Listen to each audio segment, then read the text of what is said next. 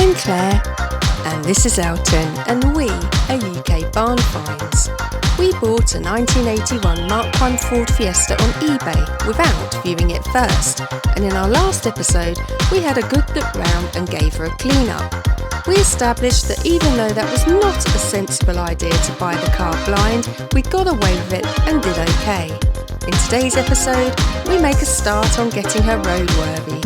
But, as is often the case with us, things didn't quite go to plan.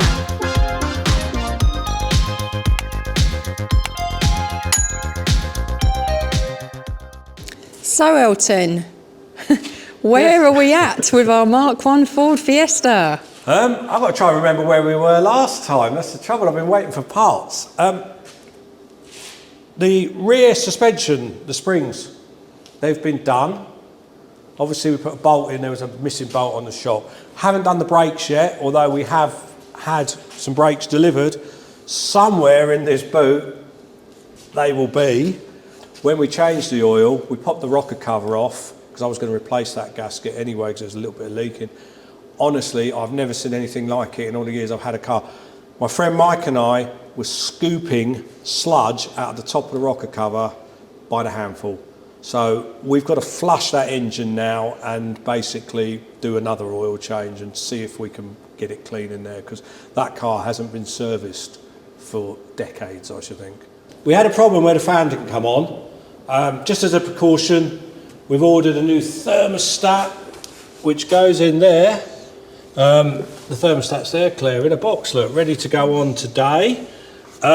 I have tested, the fan itself is fine, so if that doesn't cure it, I'll probably look at a switch next. I can show you quickly, again with the old trusty Sealy power probe. The fan's lovely, there's nothing wrong with the fan. Once I'm happy with the cooling system of the car, I want to do the engine flush. All you have to do is run the car for about 20 minutes. We're going to use this, which is Wynn's engine flush. Just picked it up from Halford's. Pop it in, run the car for 20 minutes, and then you drain the oil. Quick click! I can't hold these forever. No, they're not actually that bad. DHL came today. We've got the shocks and the springs. Hopefully they'll be the right parts. They're going to go on the front of the car.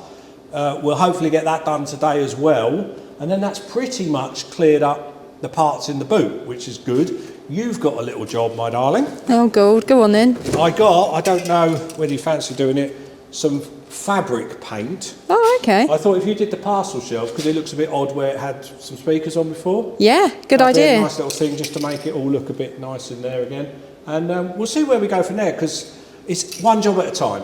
That's the way to do this car. So I did say one little job at a time. Not a big job, but here's an MOT point. But we now have a horn, Claire. Woohoo!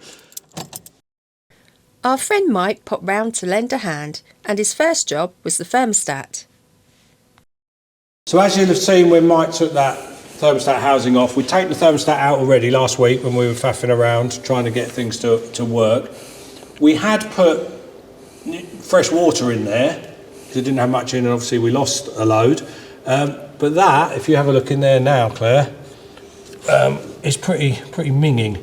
So we'll just get a hose and give that a good flush out at some point. And like I've said before, we don't think this car has been serviced in quite some time. Having given things a bit of a clean and wipe up, Mike could now fit the new thermostat. Elton then filled up the radiator with some fresh coolant. So as you've seen, Mike was just fiddling around with the thermostat, and I say fiddling around because, like everything, I think I've ordered the wrong part in. And we had a number of gaskets that came with it. It was a bit like buying supermarket clothes because none of them quite fitted. So we've put it on for now, it'll be fine, there'll be a seal. We're going to run the car up to temperature, put the engine flush in, and then you have to run it again for another 20 minutes or something, and we'll drop the oil and see how we go from there. So that's been running for 20 minutes now, that should be quite hot. If you just turn the engine off for us, please, Mike. Thank you. So, like I said, we've not used this before, but we'll give it a go.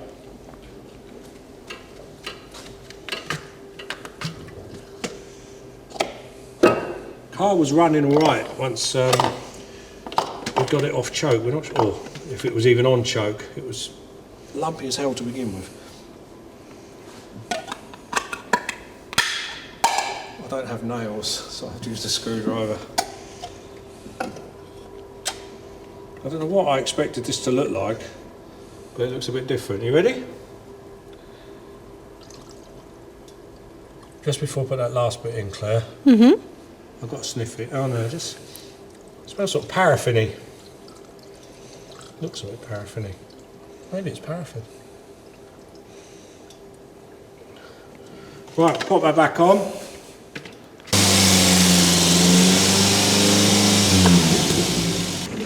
So it has overheated. That's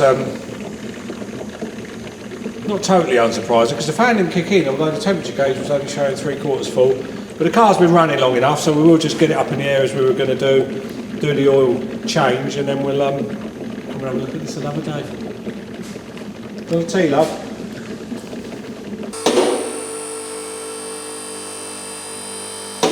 Time to drain the oil, and I think it's fair to say that Elton found it quite challenging.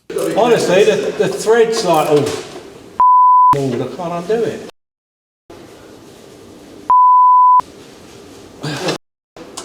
What's going on there? That should just fly out. I might as well leave us something like in there. Actually, no, we'll go and clean that.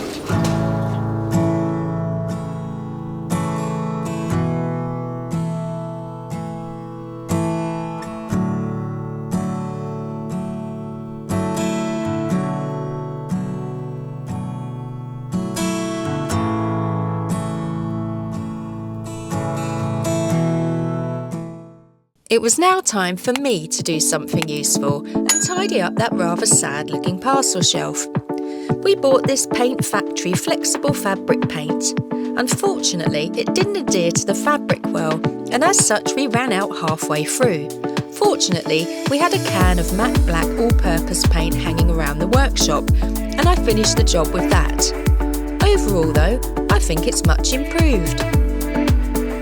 Back in the main workshop, Mike and Elton are removing the near side front suspension leg.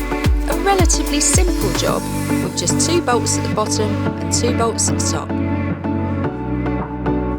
If coil springs aren't given the right respect, they can cause serious injury.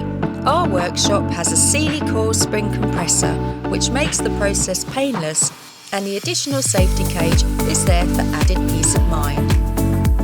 So all we're doing now, once that's been taken apart, is trying to hope and pray that the bits we've ordered actually match, because you just never know. It's a bit like a box of chocolates, as Forrest Gump would say. That's it. That looks about right. Before we put it back together, I just want to show you this, Claire. Remember we took the blue spring off? Yeah. Yeah, look. That's why the car sat a bit funny. That's the difference in height there. Wow, that's quite considerable, isn't it? I know, I mean, I'm not knocking for someone for lowering a car, if that's what they want, but we're kind of just going for a more standard approach to this one. But these were cheap. Hopefully it'll go back together, and when it goes back on a car, it'll look a bit more how people remembered it from the 80s. Awesome. That's the near side front suspension back together. So how did that go? Because I wasn't here at the time. Honestly, it's really simple, and I don't mean this in a patronising way, Claire, but you could have done that. It's four Steady on now. It's 4 bolts, 2 on the top, Okay. exactly the same as it came off. The only thing is, I kept this one here. I should have ordered some new pinch bolts in. We haven't got any knocking around in the workshop. I have ordered them now. This one's a bit chewed up. I don't know if you can see that out there. And I don't like tightening things like that back in there, in case you need to take it off again. So we've ordered a new set of those. That's held together at the moment. I'm not going anywhere. And we just got to do the other side. What I may not have mentioned in the first video, thinking back, being a 42-year-old Ford, it does need a little bit of welding. I've marked some of it up. There isn't a massive amount, but I'll show you it now just whilst it's up in the air. So we're going to start off in the boot. There's a windscreen washer bottle there, if you want some light on there, if that helps. I've marked that out. That's a reasonable hole there, but we can get that sorted. That's not too bad.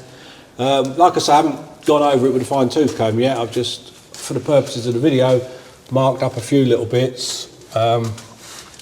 Little hole in there, haven't prodded it too hard yet. There's one under here. I don't know if my glamorous camera assistant can get under there. The most worrying one, to be honest, or say one, is two. I've put an arrow there for you just to make it easy, and then I tried to do an arrow here and I don't know what happened. But you can see, if you can get right under there, there's a lot of girt big holes. That's structural. And to be honest, I don't mind having a go at the more cosmetic stuff, but I'm going to get a friend who's a competent welder to do that for me, because that will make it a lot safer, and I'll have the confidence in the car then. So that's it for today. We love our Mk1 Ford Fiesta and we're really enjoying working on it, and we're also really enjoying reading all your comments and opinions on this one. Yeah, they're really helpful, so please keep them coming. We've got a bit of a change of scenery. We've got a couple of classic car auctions coming up in the next fortnight. So you and I, my darling, yes, going to go on a romantic break. Yeah. I'm going to put you in a Ford Transit, drive you up north, yeah, and we're going to meet the guys at Manor Park Classics this week for their classic car sale. They genuinely though, they seem like such a nice bunch up there. So they do, but I'm not sure that's what I'd call a romantic weekend. Well, you're with the wrong guy. Obviously. I need to decide whether in a couple of weeks after that, you've got the NEC Classic Motor Show. Oh yeah, of course. Do I go or don't I go? It's quite a commitment going to something like that, because I probably want to go for more than one day, and we've got a lot to do here. If anyone's been, can you give us your opinions in the comments below? Should I go, shouldn't I? And yeah, I do genuinely read them, and I'll be guided by you guys. Yeah. So anyway, thanks ever so much for watching. Please, if you can, like, share and subscribe. It really helps a little channel like ours out. Take care and bye for now. See you soon.